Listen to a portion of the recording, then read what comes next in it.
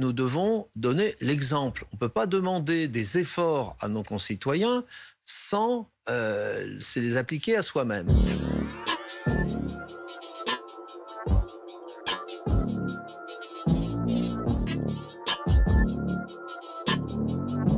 Le problème général, c'est qu'on a un article premier dans ce texte qui nous est soumis qui met en extinction 5 régimes spéciaux. Mais pourquoi les autres ne sont pas mis en extinction? Voilà.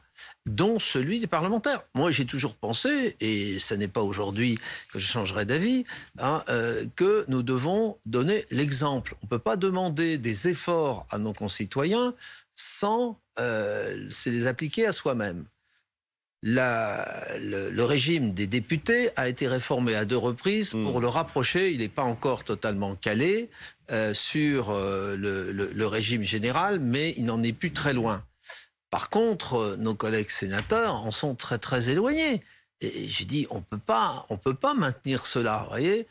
Et sinon, on alimente l'antiparlementarisme.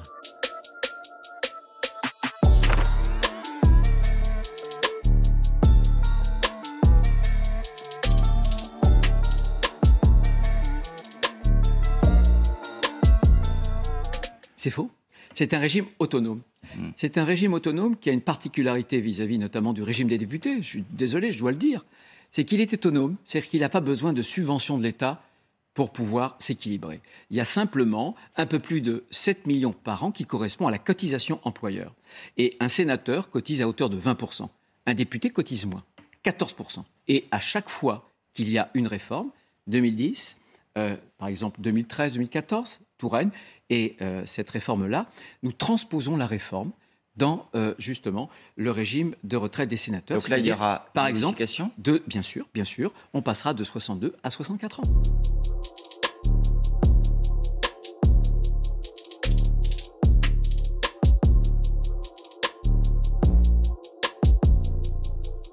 Et pourquoi en particulier vous mettez en extinction le régime des élus du CESE, enfin des membres du CESE pour être précis, mais pas celui de l'Assemblée nationale et du Sénat, des députés et des sénateurs? Notre régime de députés s'est aligné sur le régime des fonctionnaires en 2018.